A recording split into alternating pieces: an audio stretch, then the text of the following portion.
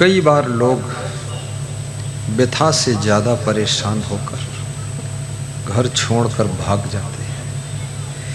कई बार स्त्रियां जहर पीकर मर जाती हैं और कितने लड़के और लड़कियां शेल्फास खाकर जीवन को समाप्त कर देते हैं। कितने हीरो हीरोइन अपनी जिंदगी का अंत कर देते हैं। पहले प्यार करते हैं, फिर व्यभिचार करते हैं, फिर तिरस्कार करते हैं, फिर बहिष्कार करते हैं और फिर जहर खाकर जिंदगी समाप्त कर देते हैं। ये बुद्धिमान लोग नहीं, ये विवेकवान नहीं, ये विचारवान नहीं। इनके मन की व्यथा चरम सीमा को छू लेती है और मन इतना संसार में दुखी हो जाता है। दुख से घायल प्राणी अब जीना नहीं चाहता है, लेकिन दुख आपका हितकारी भी है, क्योंकि दुखों से अगर चोट खाई न होती, तुम्हारी प्रभु याद आई न होती। दुख आपके भीतर इष्ट देव के प्रति श्रद्धा भी पैदा करता है। दुख माया की नींद में सोए हुए जीवों को जगाता भी है और दुख आपको संसार के सत्य का बोध भी करा देता है। मैंने कासगंज में एक पुलिस जवान से पूछा कि आपकी उम्र 54 साल करीब हो गई है, तो आपने इस संसार में सार क्या पाया है? तो बड़ा गंभीर होकर पुलिस जवान बोला, दरोगा जी थे, कि सार तो कुछ नहीं, सब बेकार है। तो हमने कहा सब बेकार है, तो फिर आगे क्या विचार है? उसने कहा विचार यही है कि इसी में मर जाएंगे और लाश निकलेगी, अब जिंदम तो निकल नहीं पाएंगे कहीं।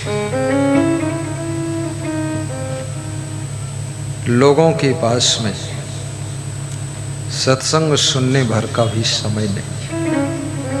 पूरे संसार को अपने सिर पर उठा लेना चाहते हैं। एक वे लोग हैं जो सत्संग कराते हैं, सत्संग के लिए तन मन धन अन्न समय श्रम कुशवाहा परिवार की तरह समर्पित करते हैं। याद रखना, सत्संग कराने वाले को बहुत बड़ा पुण्य प्राप्त होता है, क्योंकि हजारों व्यथित आत्माएं शांति को प्राप्त करती है और उनकी आत्मा शुभ कामना करती है, दुआ देती है और आपको धन्य कहती है। और जिसके लिए हजारों लोग शुभ कामना करने लग जाएं, तो याद रखना वो बहुत ही सौभाग्यशाली होता है,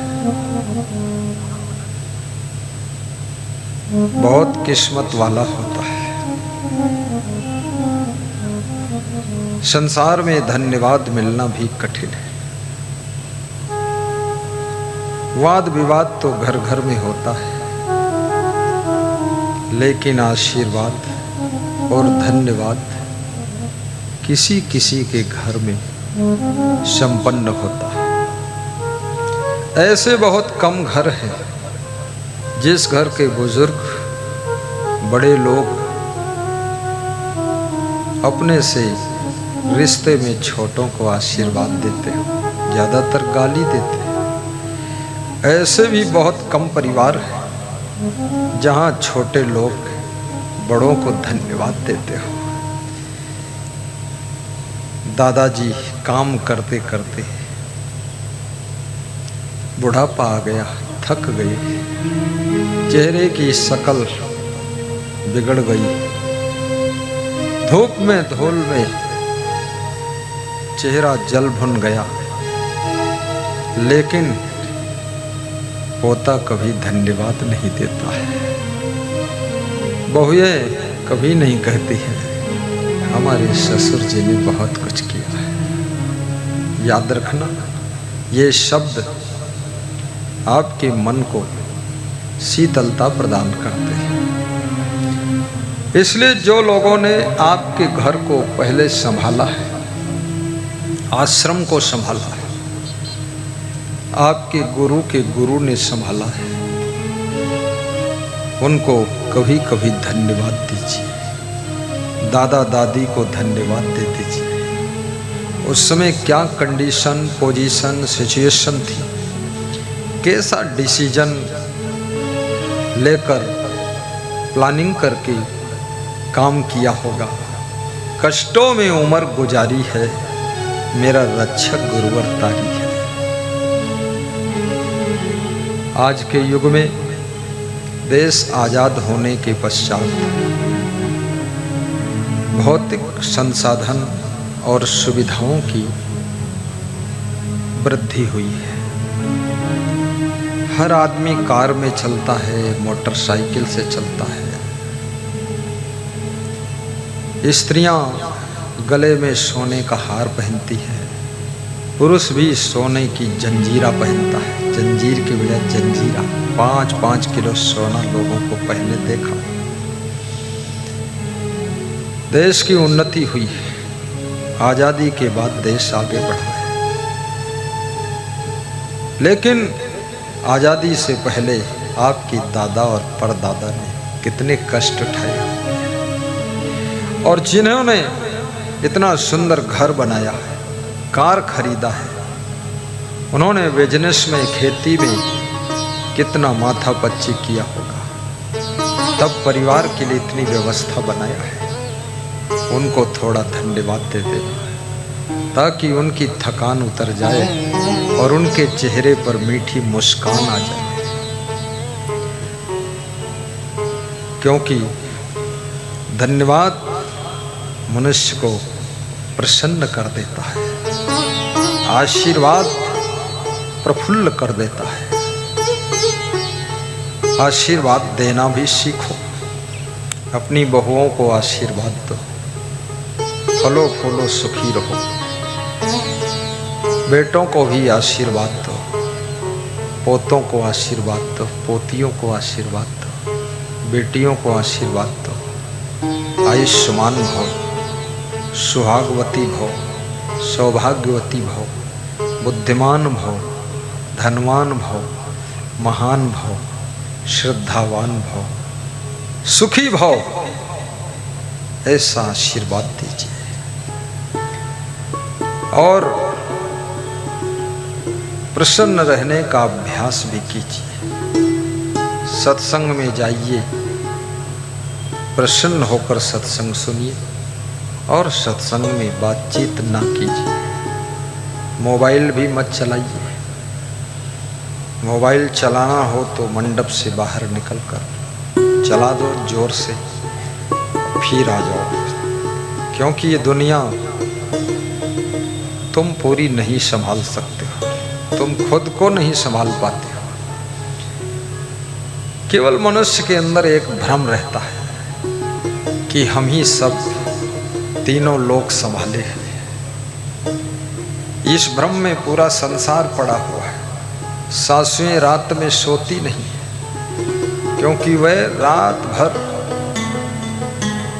सोचती रहती हैं, कल क्या करूंगी, बहू आएगी तो क्या करूंगी।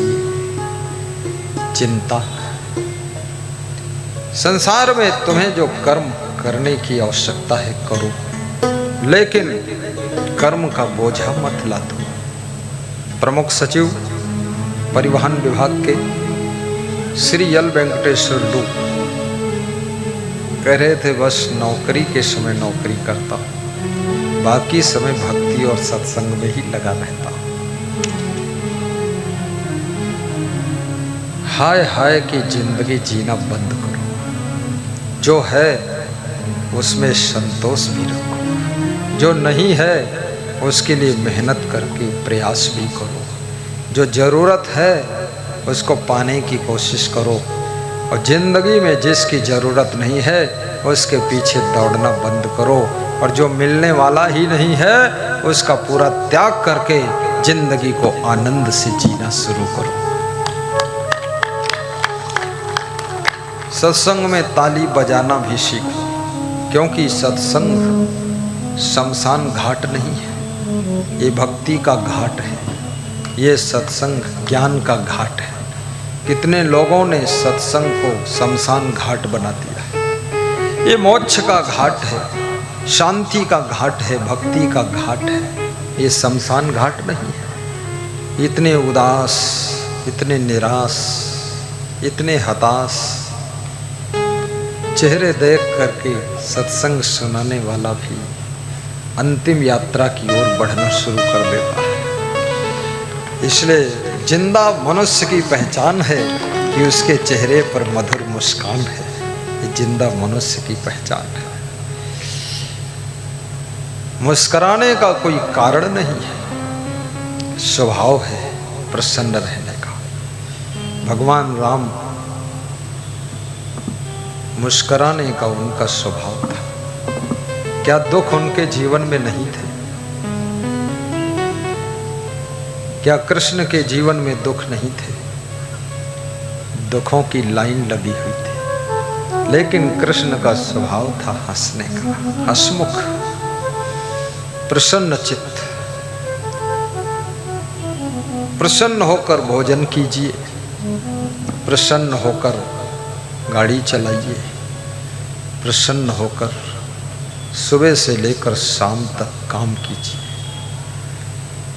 आदत को बदलिए। कितने लोग सारे काम गुस्सा में ही करते हैं, और जब काम शुरू करते हैं तो उनके घर की स्त्रियां कमरों में घुस जाती हैं कि तूफान चल रहा है और काम खत्म, गुस्सा खत्म, ठंडे हो गए। कितने पति लोग भोजन खाने जाते हैं तो घर में तूफान आ जाता है। जरा सा कुछ मिर्च मसाला गड़बड़ हुआ कि उनके दिमाग में मिर्च मसाला डबल हो जाता है। याद रखना, बनाने वाला कितना ही कलाकार हो फिर भी कभी कभी चूक जाता है, क्योंकि भोजन एक रसायन है, और रसायन तैयार करने में बहुत बड़ी कला चाहिए और आइडिया शास्त्र है। ये life, the life is ideology, पूरी जिंदगी आइडिया से चलती है। एक ड्राइवर गाड़ी चलाता, मैंने अपने ड्राइवर से पूछा, तुझे आगे दिखता है इतना लंबा, 100 की रेस में चलाते? तो उसने कहा, दिखता नहीं, आइडिया है, अंदाज से चलाना। एक पुलिस जवान भी आदमी को देखकर आइडिया लगाता है, अंदाज लगाता है, आदमी सही है कि गलत है।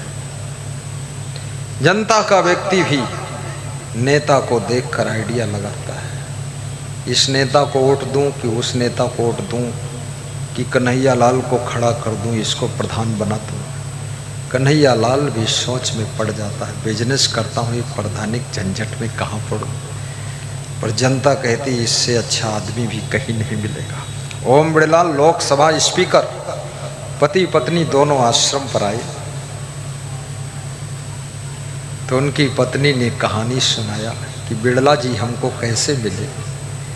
बताया, मैं स्वास्थ्य विभाग में डॉक्टर थी, नौकरी करती थी, तो जो बड़ा डॉक्टर था वो हमको डांटता बहुत था, तो मैं ऊब गई। तो मैंने कहा, या तो नौकरी छोड़ दो या ट्रांसफ़र करा लूँ। तो मैं वहाँ से ट्रांसफ़र के लिए बिड़ला जी के पास गई।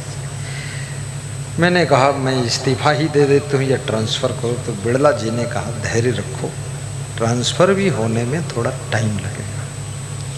तो बिड़ला जी का व्यवहार देखकर मुझे लगा ये भी कुंवारा है, मैं भी कुंवारी हूँ, इससे अच्छा पति और कहीं लड़का मिलेगा नहीं, तो इसी को पति बना लो। वो ट्रांसफ़र कराने गई थी और बिड़ला जी का ही ट्रांसफ़र करके अपना पति बना दिया। और उन्होंने बड़ी सभा में हमारे राजस्थान के कोटा आश्रम ये कहानी खुश होकर सुनाया उनकी पत्नी ने। मुझे तो पता नहीं था किस तरह से विवाह हुआ, क्या हुआ, क्योंकि ये बातें सब पूछने का टाइम भी नहीं है और पूछने में संकोच भी है और किसी के लाइफ का इंटीरियर मैटर जानने की कोशिश भी नहीं करना चाहिए। जो अंदर की बात है वो जानने की कोशिश मत करो। अंदर की अंदर ही रहे तो सुंदर है, और जिसके अंदर है और वही बाहर कर दे तो भी सुंदर है, अपने क्या प्रॉब्लम है। तो उन्होंने बताया ओम बिड़ला जी वास्तव में बहुत सुंदर स्वभाव के व्यक्ति हैं, मृदुभाषी और गुणवान। लोकसभा दिल्ली में बैठकर पक्ष विपक्ष के सभी सांसदों को, मिनिस्टरों को डील करते हैं। मेरा आश्रम राजस्थान कोटा में है, वहाँ प्रेम से आते हैं। हमारे संत हरीश दास उनको न्योता दे देते, वहाँ जाते हैं। प्रवीण दास भी न्योता दे देते हैं। न्योता देना भी जरूरी है। न्योता न देने से नाता टूट जाता है। याद रखना, भाई भाई में, बहन बहन में, मामा भांजे में, साले बहनोई में, ससुर दामाद में कोई अनबन भी हुई हो, तो भी कोई कार्यक्रम हो तो न्योता जरूर दे देना, क्योंकि अनबन है लेकिन नाता है, और न्योता नहीं गया तो फिर नाता भी नहीं रह जाएगा। इसलिए न्योता देना, न्योता सम्मान का विषय बन जाता है। कल साक्षी जी महाराज से हमारे संत जी ने, विधायक श्रीकांत जी ने बात कराई। साक्षी जी महाराज बोले अरे इतना बड़ा कार्यक्रम आप आ रहे हो, हमको तो सूचना नहीं मिली। तो हमने कहा हमारे भक्त न्योता देने आएंगे आपको, तो मैं भक्तों से कह दूंगा जरा न्योता दे देना, कोई टाइम जाकर मेहनत करके। खुश हो गए, बोले हम आएंगे। मदार नगर में ये साक्षी जी महाराज मदारी बनकर आएंगे, डमरू बजाएंगे। प्रेम का डमरू बजेगा, भाव का डमरू बजेगा, स्नेह का डमरू बजेगा, भक्ति का डमरू बजेगा। ऐसे हमारे मदार नगर में जो आता है ना वो मदारी बन जाता है। मैं भी मदारी बना। ये अभी दरोगा जी आए, ये भी मदारी हो गए, यहाँ सब मदारी है। मद खत्म हो जाए, जिंदगी का मद, घमंड, अहंकार, पद का अहंकार, ऊंचे ओहदे का अहंकार, बड़े साधु होने का अहंकार, ऊंची जाति का होने का अहंकार, धनवान होने का अहंकार, अहंकार का मद जब खत्म हो जाए तो समझ लेना तुम मदारी बन गए, तुम मदारी बन गए।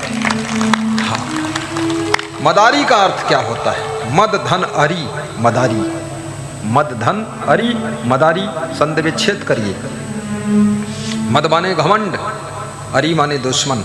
घमंड का जो दुश्मन ज्ञान है, नम्रता है, सरलता है, सेवा है, वो आपके जीवन में बढ़ना चाहिए, तब ये मद का नशा उतर जाता है। एक तो मद्य कहते हैं उसको, शराब को, मद्यपान करना यानी नशा। दूसरा ये मद का भी नशा है। ये नशा कम नहीं है, ये बोतल में नहीं मिलता है, न पौज में मिलता है, ये टैंकर में मिलता है, पूरा फुल रहता है। बिना पैसा के मिलता है, वो आदमी को बहुत भटका देता है। रावण के ऊपर भी मद का नशा चढ़ा था, दुर्योधन के ऊपर मद का नशा चढ़ा था, कंस के ऊपर मद का नशा चढ़ा था।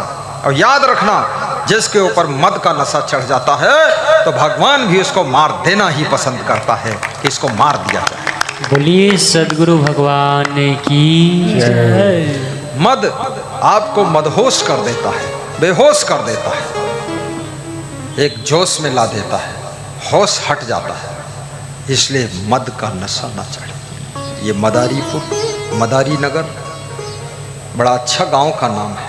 मैं बहुत दिनों से सोच रहा था ये मदारी नगर क्यों नाम है। आज व्यास गादी पर बैठते ही याद आ गया कि मद, मदारी, मदांध, इसका अर्थ क्या होता है। धन्य है मदारी नगर, धन्य है हमारे भक्त। इन्होंने हमको भी मदारी बना दिया है, जादूगर बना दिया है। ज्ञान गंगा बहाइए। श्री कन्हैया लाल कुशवाहा, श्री जगरूप कुशवाहा, दोनों भाई खड़े हो। राजा राम कुशवाहा, गजराज डॉक्टर कुशवाहा, हरिपाल कुशवाहा, रामचंद्र कुशवाहा, अरुण कुमार, संदीप कुमार, रंजीत कुमार, कुलदीप, प्रदीप, अनुज, निर्मल, श्री राम कुशवाहा, दुलारे कुशवाहा, डॉक्टर राजा कुशवाहा और पत्नी घुराना देवी, सोमवती देवी, मुन्नी देवी, दुलारा देवी, रंजना देवी, निशा, पूजा, ज्योति, ये बेटियां, ये पूरा परिवार गुरु की भक्ति में डूब चुका है, गुरु की भक्ति में डूब चुका है। श्रद्धा अपार है, श्रद्धा अपार है। आज मुझे चांदी का खड़ाऊं दिया है। कितनी मेहनत से बन, पैसा की बात उतनी नहीं है, बात है उसके लिए सेटिंग करना, प्लानिंग करना, फिर डिसीजन लेना और फिर किस तरह के बनना है इसमें दिमाग लगाना, और बात को पैसा खर्च होता है। तो मैंने पूछा कितने पैसे लगे। उनका मन बताने का नहीं था कि बताऊंगा तो गुरुदेव को भी चिंता हो जाएगी, चेला का ज़्यादा खर्च हो गया। तो फिर मैं दबाव डालकर पूछा तो बोले ज़्यादा नहीं गुरुदेव, केवल 21,000 अर्थात 21,000 का खड़ाऊं है। ऐसा खड़ाऊं, गुरु की कीमत सोना चांदी से भी ज़्यादा है। जिनके पास बहुत सोना है, बहुत चांदी है, हीरा है, जवाहरात है, उनको भी चैन नहीं है। लेकिन गुरु अपने ज्ञान से लाखों करोड़ों दिलों में चैन पैदा कर देता है, शांति पैदा कर देता है। इसलिए ऐसे गुरु को तो चांदी के खड़ाऊं पहनना ही चाहिए। बैठिए। कभी लकड़ी के भी पहनता हूँ और कभी हवाई चप्पल पहनता हूँ, फिर हवाई जहाज में उड़ता हूँ, और कभी नंगे पांव भी चलते हैं। हर हाल में खुश रहने का अभ्यास है।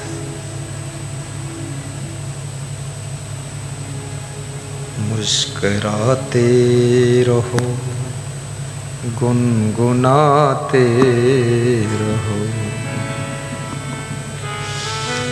मुस्कुराते रहो, गुनगुनाते रहो। वक्त जीवन को यूं ही निकल जाएगा।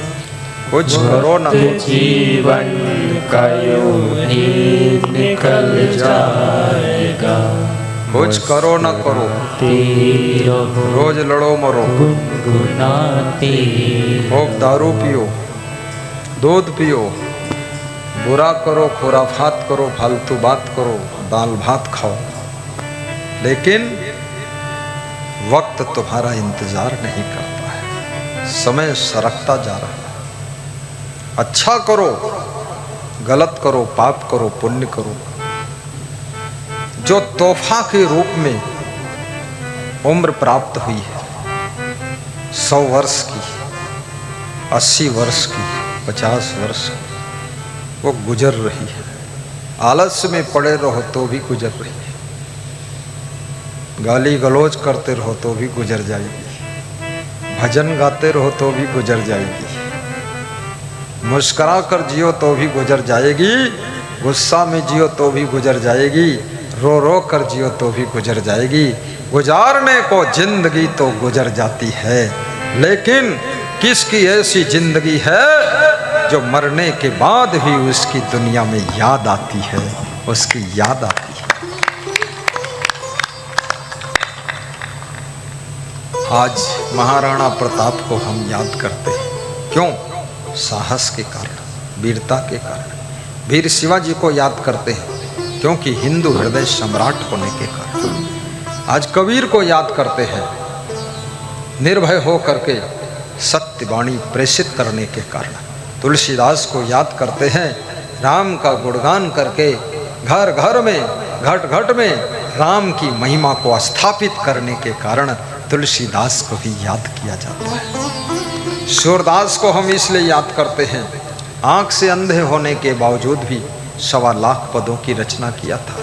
और जिनके आँख है उनको एक पद याद नहीं, आँख नहीं थी उनको 1.25 लाख। कमाल है। अगर 1.25 लाख पद रचना है तो आँखें फोड़ो पहले।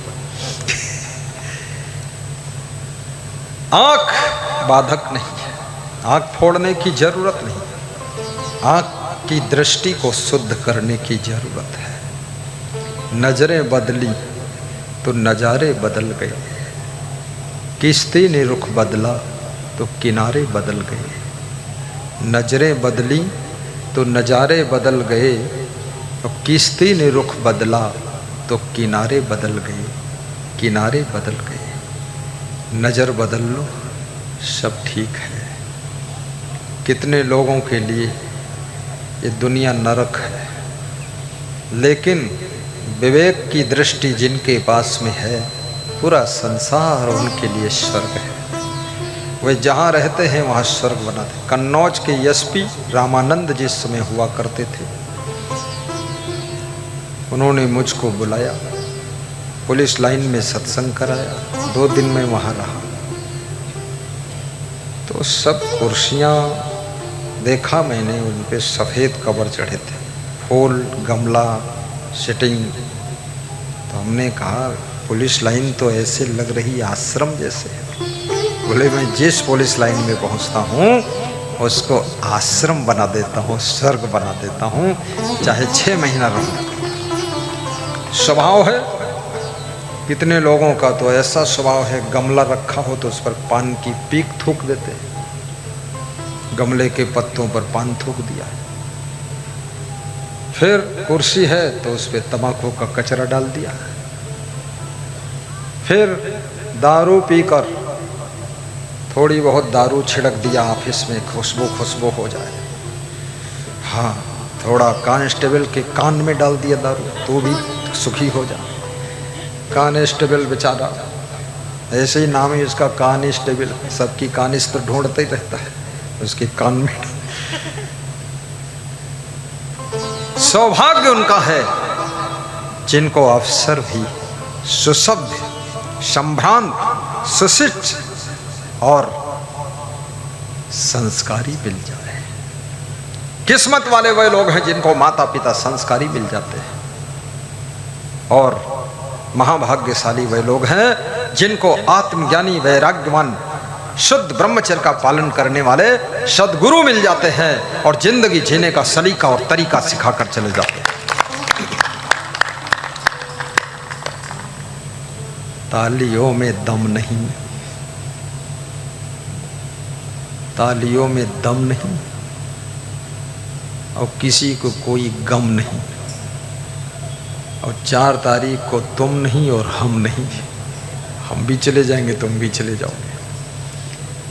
ताली से तालमेल बनता है। जब गुरु ताकत लगा दे पूरी, सत्संग उठान पर रहे, जैसे हवाई जहाज उड़ रहा जोर से ऊपर उठ रहा, थोड़ा सावधान हो जाना चाहिए। इसमें कितने लोग ऐसे हैं चाहे नीचे गिरे हवाई जहाज चाहे ऊपर उठे वो सोते ही रहते गुरुदेव सत्संग जब उठाते हैं ताकत लगती कि नहीं लगती? ओढ़री का जाने जगदीश और प्रभु ठाढ़ हुआ पीस है। तीमा बहुत ओढ़री ऐसी बैठी, ओढ़री केवल औरत नहीं ओढ़री होती, तीमा पुरुषों ओढ़रा है। ध्यान देना है, समय का सदुपयोग करिए। लोग हंस रहे कि ओढ़रा शब्द तो पहली बार सुन रहे, हम नया ही बनाकर बोलते हैं। नया नया शब्द बना देते हैं, ओढ़री को ओढ़रा बना देते हैं।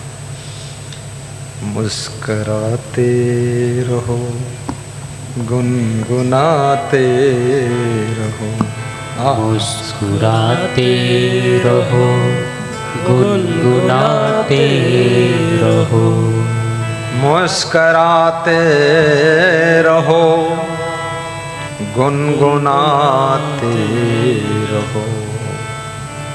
खुश रहना है, परंतु याद रखना नमक दाल में डालना है कि चावल में, ये ध्यान रहे। नमक खीर में डालना है कि खिचड़ी में, ये ध्यान रहना चाहिए। मुस्कराना कहाँ है, ये ध्यान रहना चाहिए। किसी के यहाँ कोई मर गया, वहाँ बैठकर तुम मुस्करा रहे हो, बहुत पीटे जाओगे। थोड़ा ये भी विवेक होना चाहिए। और किसी के यहाँ शादी हो रही है, वहाँ जाकर रोया जैसा चेहरा बनाकर बैठो, इसका मतलब तुम्हें खुशी नहीं। नाम खुशी राम, बैठे ऐसे हैं जैसे दुखी राम। कोई उत्सव हो, पर्व हो, त्योहार हो, वहां दूसरों की खुशी के लिए भी खुश हो जाना चाहिए। और किसी का नया घर देखो तो थोड़ा धन्यवाद भी देना चाहिए। कोई नई गाड़ी लाया है, धन्यवाद दीजिए। गाड़ी छू लीजिए, खोलकर देख लीजिए, उसका मन भी खुश हो जाएगा। गाड़ी तो जिसकी है उसकी है, लेकिन थोड़ा देख लोगे तो उसको खुशी बढ़ जाएगी। और कभी तुमको भी बिठाकर यहाँ से बांगरमऊ पहुँचा देगा। लेकिन बांगरमऊ क्या पहुँचा है, तुम बांगड़ू बने हुए बांगड़ू, बांगरमऊ क्या जाएगा, खुद भोंगड़मऊ है। थोड़ा प्रशंसा भी करना चाहिए। किसी का लड़का दरोगा बन जाए, जैसे दरोगा जी बैठे, ये किसी गांव के तो होंगे, किसी के लड़के होंगे।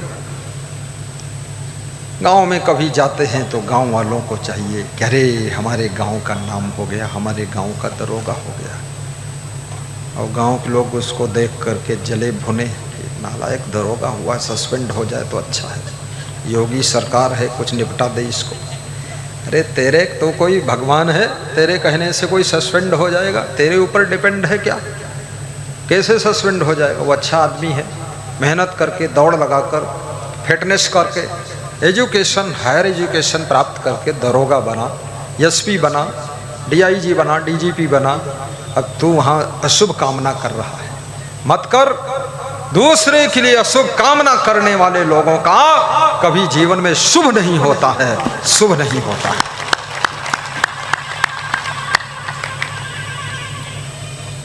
दूसरों के लिए शुभ कामना कीजिए। जब शुभ कामना करते हो, तुम्हारे भीतर एक नई ऊर्जा पैदा होती है और ये कुदरत तुम्हारे लिए भी शुभ होने की व्यवस्था बनाती है। मन में शुभ और अशुभ कामनाएं भरी रहती है। शुभ सोचो, अशुभ नहीं।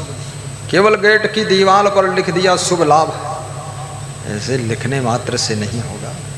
भाई के प्रति भी शुभ सोच होनी चाहिए, देवरानी जेठानी के प्रति भी शुभ सोच होनी चाहिए। और दुनिया में हर इंसान में कुछ अच्छाई भी होती, कुछ थोड़ा गलती भी होती है, कमी रहती है। दूध का धोया कौन है? जो दूध का धोया होता है ना, वो जन्म ही नहीं लेता है, वो आत्मा मोक्ष को प्राप्त करती है। यहाँ मदारी नगर में आकर डमरू नहीं बजाएगा वो। इसलिए थोड़ा क्षमा भी करो, उसके गुणों को देखो और उसको धन्यवाद दो, ताकि सृष्टि के अंदर स्वर्ग जैसा सुख सबको एहसास होने लगे। 1 घंटा लगा है तुमको ट्रेंड करने में, अब जाकर तुम लाइन पर आए हो। हाँ, लाइन पर लाने में टाइम लग जाता है, बेलाइन सब है ही हैं लोग। अब लाइन पर कर पाया हो, अब देखो 3 दिन लाइन पर रहो, ऐसा हो कि हमको बेलाइन कर दो, क्योंकि तुम्हारी संख्या ज़्यादा है। तो हम अकेले में फंस जाते थे, पर हनुमान जी अकेले काफ़ी रहे। आपन तेज सम्हारो आपे, तीनों लोग हाँकते कांपे। हम अकेले नहीं हैं, हमारे साथ में आप सब हमारे साथ ही हैं। बस ये है, महात्मा भी अलग अलग टाइप के होते हैं। कुछ महात्मा ऐसे भी होते हैं जो बहुत सीरियस सत्संग सुनाते हैं, इतना सीरियस सीरियस सीरियस कि 3 दिन उनका सत्संग सुनकर तुम्हार तबीयत भी सीरियस हो गए और तुम उन्नाव हॉस्पिटल में सीरियस होकर भर्ती हो गए। महात्मा भी सीरियस बहुत है, ना मालूम का है, मुँह ऐठत है, ना पत्नी है ना कोई है, उनके आगे पीछे लड़का पोता सब खत्म ही है, साधु बनेगा, लेकिन कोई टेंशन बड़ा जरूर है, खाम खा ज्ञान हुआ नहीं। इस संसार में है क्या, नासवान जो वस्तु है सो तो ठहरे ना है।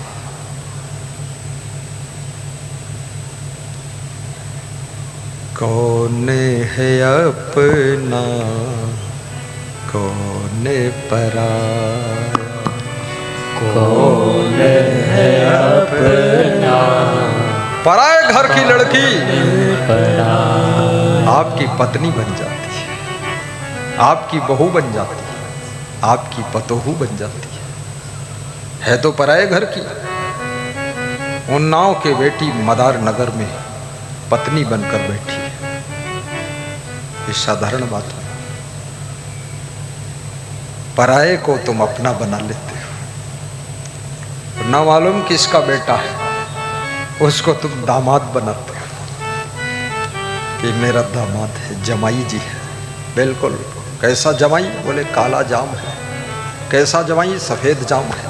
कैसा जमाई? रसगुल्ला जाम है, सब जाम है।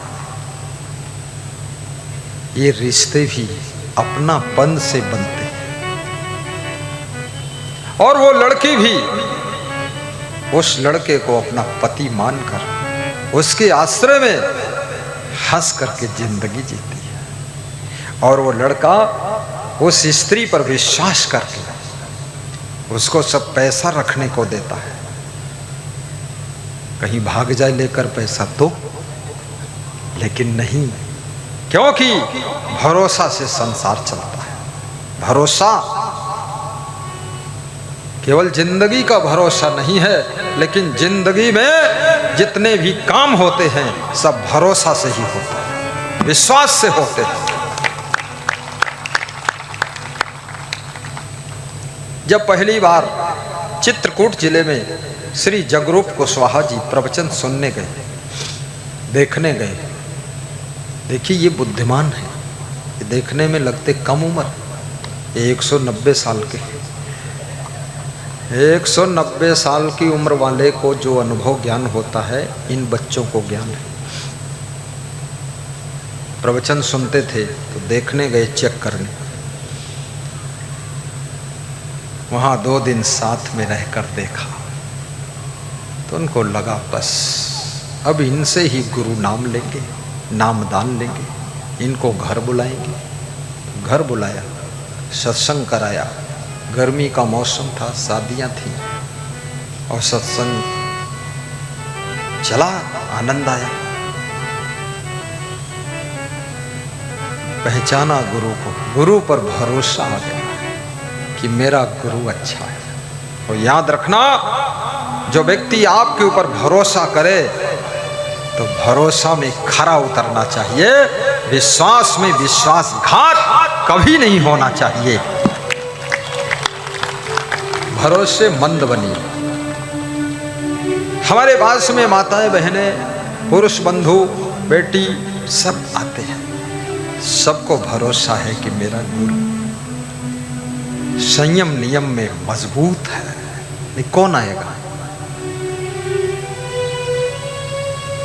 सुखदेव जी स्नान कर रहे थे सरोवर में, इंद्र परियां भी स्नान करने आई, वह भी सरोवर के दूसरे किनारे स्नान करने लगी। थोड़ी देर के बाद व्यास जी आ गए, सुखदेव के पिताजी। तो सब इंद्र परियों ने कपड़े पहनकर झट थैला लेकर भागी। तो सुखदेव ने पूछा कि मैं तो जवान हूं, मैं आया, मैं स्नान कर रहा था, तुम नहीं भागी, नहाती रही। बोले तुम्हारे बारे में भी पता है और तुम्हारे बाप के बारे में पता है, ये बेकंट्रोल है बाप, तुम कंट्रोल में हो, इसके पास हम नहीं रोक सकते। याद रखना, हित अनहित पशु पक्षी हो जाए। गुरु को भी भरोसा पूरा करना चाहिए, शिष्य को भी भरोसेमंद होना चाहिए। शिष्य पर भी गुरु भरोसा करता है, भक्त पर भगवान भरोसा करता है। शिवरी के हाथ के बेर भगवान ने किसी डॉक्टर को चेक नहीं करवाए थे, दोनों कमांडो अलग अलग हो जाए। शिवरी के बेर राम ने स्वयं प्रेम से खा लिया था, बहुत बड़ी बात है। शिवरी के बेर प्रेम से खाया था, लेकिन लक्ष्मण ने नहीं खाया था, राम ने खा लिया था। उसका रिजल्ट क्या है? शिवरी की भक्ति पर राम को भरोसा था और शिवरी को भी भरोसा था, मेरे राम बेर खा लेंगे, मैं जो रख दूंगी खा लेंगे। आज सुबह मैं परिक्रमा करके आया 3.5 किलोमीटर, श्री कन्हैया लाल कुशवाहा जी के दूसरी मंजिल पर जाकर बैठा। घर की माताएं बहनें जलपान लेकर आई, थोड़ा थोड़ा चखा। सबसे ज्यादा वो खाया लैया चना, भुनी लैया भुना चना। सब देख रहे थे, खड़े थे पूरे परिवार के नर नारी कि गुरु क्या खा रहा है। काजू भी रखा था, बादाम भी था, किशमिश था, पर एक काजू लिया, पर वो लैया चना चबाया। क्यों चबाया? चबाया इसलिए चबाया, क्यों में क्या होता, अगर मगर किंतु परंतु हर चीज में थोड़े होता, चबा लिया। पसंद थी, मेरा गुरु भी चबाता था। और बहुत बड़े doctor, king George medical college के प्रोफेसर डॉक्टर नितिन कुमार गुप्ता जी ने बताया है, जो भुनी लैया और भुना चना चबा लेता है उसकी शुगर का भी नाश होता है और पेट की कब्जियत का भी नाश हो जाता है। इसलिए आज मार्केट में लैया चना सब खरीद लो, पूरा भुर्जी खुश हो जाएगी। कल भुर्जी हमारे पास आएगा कि अच्छा कर दिया, लैया चना बिकवा दिया तुमने। हाँ, लैया चना, लेकिन ऐसा भी नहीं कि 2-2 किलो चबाओ तो कुछ और भी हो जाएगा। सीमित थोड़ा, बस आधी कटोरी लैया चना मेरे गुरुदेव अंतिम तक चबाते थे। एक केला रोज खाइए, फिर देखिए आप चेहरे की चमक बढ़ जाएगी। और दूध रोज पियो, पूरे त्वचा की चमक बढ़ेगी। आधा चम्मच घी ले लो तो मुखमंडल पर चमक बढ़ेगी। और आधा लीटर घी पी लो तो न चमक बचेगी न चमकने वाला बचेगा।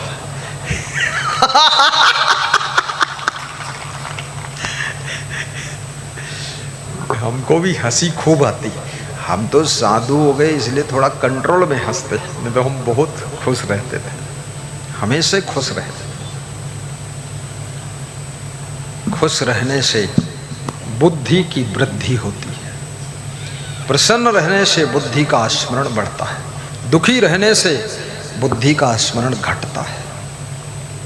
और याद रखना, हंसने से स्वास्थ्य लाभ होता है। लेकिन मैंने बताया ना, मुस्कराना, हंसना, ये सब विवेक से कीजिए। कहाँ हंसना, कहाँ बात करना, बात करने की भी जिसको अक्ल नहीं है, जहाँ शांति से सत्संग चल रहा है, 5000 लोग चुपचाप बैठे हैं, वहाँ 2 मूर्ख बात कर रहे हैं। वहाँ क्यों बात करते हो? तुम कौन होते हो? क्या समझ रखा तुमने अपने को? ये सब लोगों के पास बुद्धि नहीं कि घर परिवार नहीं, मैनेजमेंट कुछ नहीं। एक पॉइंट है, वह खोए का हैं पिछले गांव में, बतलाते बहुत है। समझना पड़ता है, हवाई जहाज में यात्रा होती, उसमें बात करना मना होता है। चुपचाप शांति से बैठते लोग, समय स्थान देख करके मनुष्य का व्यवहार होना चाहिए। और याद रखना, बोलने की कला भी सीखो, कहाँ क्या बोलना है। हर व्यक्ति से एक प्रकार की बात नहीं बोली जाती। अलग अलग रिश्तों में अलग अलग शैली से बात बोली जाती है। इसलिए निवेदन करूंगा, बोलना आसान है, लेकिन कहाँ, कब, कैसा, कितना, क्या बोलना है, ये सीखना बहुत कठिन है। बोलती तो सारी दुनिया है, बोलते तो जानवर भी हैं, चिड़िया भी बोलती है, और बोलते सब नर नारी हैं, और बोलती सब स्त्रियां हैं, लेकिन जितना बोलते हैं उतना ज़्यादा वाद विवाद झगड़ा बढ़ता जा रहा है। क्योंकि बोलने की कला ना मालूम हो तो बोलने से कलह शुरू हो जाती है, और बोलने की कला मालूम हो तो जिंदगी कलाकंद बन जाती है, कलाकंद बन जाती है। जोर से ताली बजाओ। दाता गुरुदेव की जय। कल एक श्रोता 10 श्रोता लाइए, ट्राली में भर भर के लाइए सबको, जैसे धान बोरा भरे जाते। पूरे परिवार ले आओ, ताला डाल कर आओ, बड़ा आनंद आएगा। बोलना काशो बोलिए रे भाई, बोलत ही सब तत्व नसाई। बोलत बोलत बाढ़ विकारा, सो बोलिए जो पढ़े विचारा। मूर्ख मिलई मौन भई रहिए, मिलहि संत वचन दुई कहिए। पंडित सो बोलिए हितकारी, मूर्ख सो रहिए झक मारी। कहि कबीर अर्थ घट डोले, पूरा होए विचार ले बोले। कहीं कबीर अर्थ घट डोले, पूरा होए विचार ले बोले। बोलना कासो बोलिए रे भाई, बोलत ही सब तत्व नसाई। बोलत बोलत बाढ़ विकारा, सो बोलिए जो पढ़े विचारा। सो बोलिए। कबीर साहब बोलने की साधना सिखा रहे हैं। सो बोलिए, वो बोलिए, क्या बोलिए, जो विचार से बोलना उचित है वो बोलिए। तुलसीदास कहते हैं अगर बोलना नहीं आता है, ठीक ठाक नहीं बोल सकते तो चुप रहो। बोलना आता भी नहीं है और माइक पर चिल्ला रहे, तो जो श्रोता बैठा है वो चप्पल निकाल कर ऊपर फेंक दिया। कितने नेताओं पर चप्पल फेंके गए, जूता फेंके गए, तो नेता को जूता मिला तो खुश हुआ कि भागे भूत का जूता सही, कुछ तो मिला सही, खाली तो नहीं लौटे। चप्पल जूते फेंके गए। बड़े लंबे नेता है, खूब लंबा कुर्ता बहरी, जमीन में छोई गए उसका खूंट नीचे वाला। अब अक्किल ध्याला भरने अंड बंड बात बोला तो बोलना कम बोलोगे तो भी जीत जाओगे चुनाव। मनमोहन सिंह बोला ही नहीं और 10 साल प्रधानमंत्री रहा, और राहुल खूब बोला और प्रधान भी नहीं बन पाया गांव का। मोदी संभल कर बोला तो मोदी भी 10 साल प्रधानमंत्री हो गया, 15वें साल में फिर प्रवेश करने की इरादा है उसका। संभल कर बोलना ये बहुत बड़ी कला है, साधना है। अंड बंड बोलना, इधर उधर की फालतू बात करना, कहीं बताना गन्ना का पेड़ आम के पेड़ जैसा ऊंचा होता है, कहीं बोलना आलू से सोना पैदा होता, टमाटर से चांदी पैदा हो सकती है, और भाटा के अंदर तांबा निकलता है, और गाय से भैंसा पैदा होता। उल्टा पल्टा बात बता रहे। कौन सुनेगा, कौन मानेगा? बेअक्ली की बात करते हो। नाटक करने की जरूरत नहीं है। कोई वोट दे या न दे, सीधा सरल बनो, बिना मांगे वोट मिलेगा। अपने आप को संभाल लो, वोट इतना ढेर सा मिलेगा जिसकी कोई टेंशन नहीं। कितने नेता नौटंकी बहुत करता है, कहीं चारा मशीन खींच रहा है। चारा मशीन, अरे मूर्ख, इनको सबको मोटर मशीन दो। जब तू ही चारा मशीन खींच रहा है तो इनको चारे मशीन खिंचवाई है जिंदगी भर की, मोटर से चले मशीन वह खरीद दे, बेईमान कहीं का। कहीं खोपड़ी पर अटैची लादे जा रहा है। ये बदतमीजी की बात हमको समझ में नहीं आती। अटैची मत लाद, कुछ ऐसा यंत्र तैयार कर जिस पर रख ले अटैची, वह चढ़ जाए यंत्र वह डिब्बा के अंदर, और गेट थोड़ा चौड़े लगाओ ट्रेन के, मेट्रो में जैसे लगे, पूरी वह गाड़ी में चढ़ जाए अटैची, जहाँ ले जा वहाँ ले चले। अक्ल ध्याला भर नहीं, लंबे नेता बनत। कौन सुनी तुम्हारा भाषण? किराए से आदमी मंगावत है, रुपया दे के किराए को बस भेज के और खाना खवावत हैं, और दामाद तना बैठा रहते हैं तो कहीं भीड़ दिखावत है कि हमारे में बहुत भीड़ आई रहे, हम बड़े लंबे नेता। ये सब नौटंकी, सच्चाई से भीड़ आनी चाहिए, ये सब करने की जरूरत नहीं है। और ये जो लोग फोकट वाले आएंगे ना, ये वोट वोट कुछ नहीं देंगे, ये तो हराम खोर ये भी है, खूब हराम खाए खाए निकल जी, कुछ जरूरत नहीं है। हमारे गुरुदेव कहा करते थे, फूल में सुगंध होगी तो भंवरा बिना निमंत्रण आएगा, आप में गुण की गंध होगी तो लोग आपको जबरदस्ती चुन लेंगे, जैसे कन्हैया लाल को चुन लिया।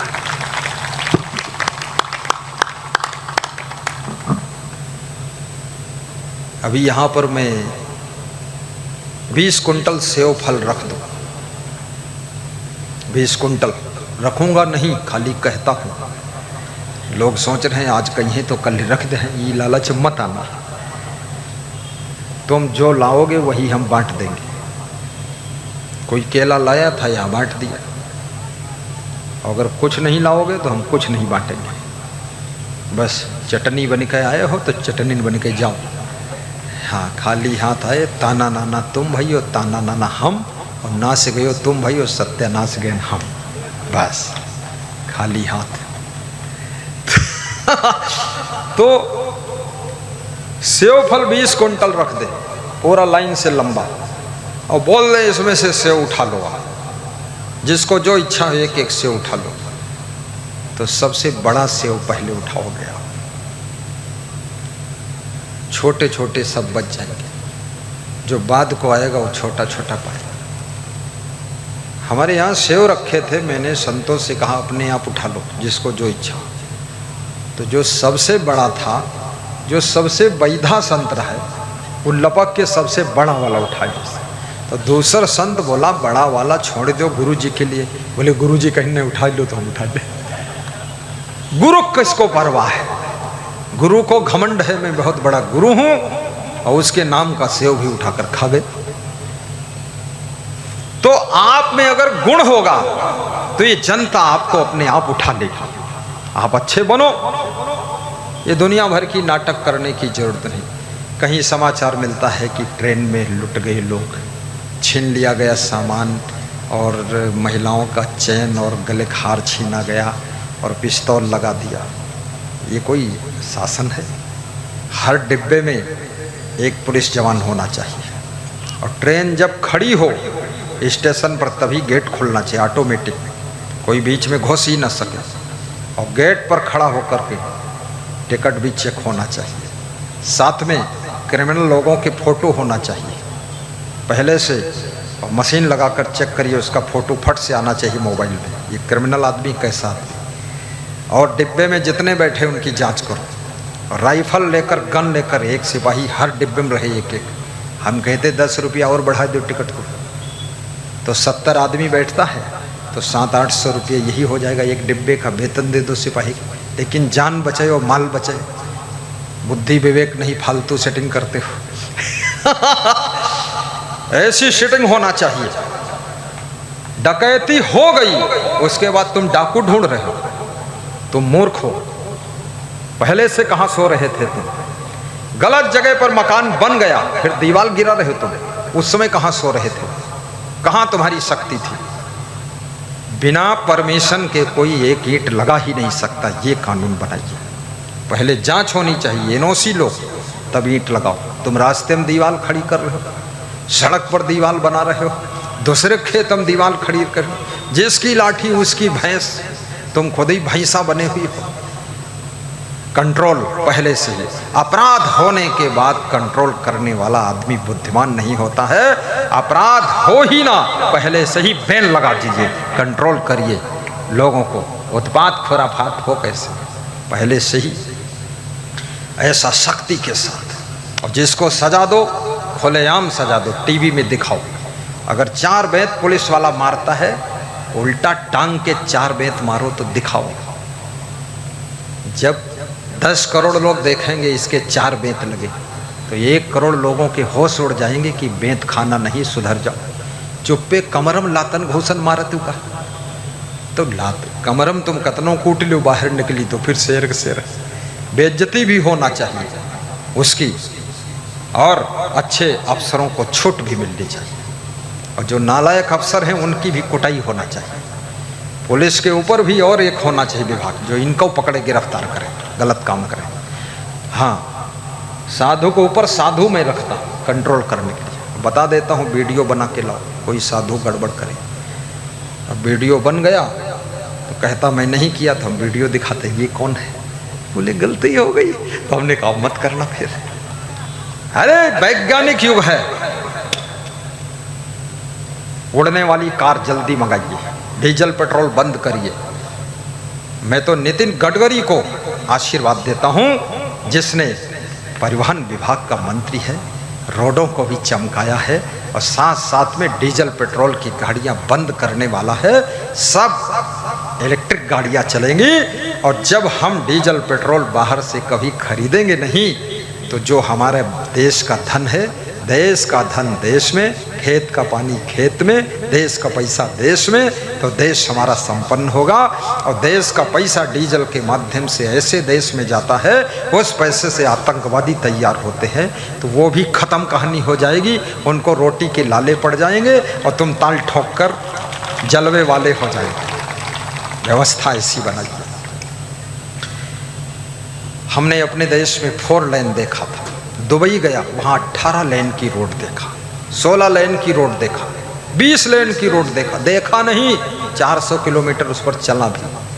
हमने कहा रे 20 लेन की रोड, तो मेरे अंदर कल्पना थी हमारे देश में कहीं 10 लेन बन जाए तो भी अच्छा है, क्योंकि भीड़ तो सबसे ज़्यादा हमारे देश में। यहाँ जनसंख्या बहुत है, यहाँ मच्छर कम है, नर नारी ज़्यादा है, बहुत जनसंख्या बढ़ गई है। भारत देश ने कुछ विकास किया हो, कम किया हो, लेकिन जनसंख्या का विकास बहुत हुआ है। और ज़्यादा जनसंख्या जब बढ़ती है ना, तो रोडों पे जाम लगती है, रोडों की चौड़ाई बढ़ाना पड़ेगा, और जनसंख्या नियंत्रण कानून सख्ती से लाना पड़ेगा। जिस दिन से कानून बन जाए, उससे ज़्यादा जो जनसंख्या बढ़ाएगा, देश निकासी की सजा है, बॉर्डर पे उठा के फेंक दो उसको, बेईमान को, कानून का उल्लंघन करते हो। यहाँ इतना भीड़ मचा दिया है, खाने के लिए खेत नहीं बच रहे हैं, सब मकान ही बनते चले जा रहे हैं, सब रोडें बनती चली जा रही, खेती कहाँ होगी, अन्न कहाँ पैदा होगा। क्वालिटी पैदा करो,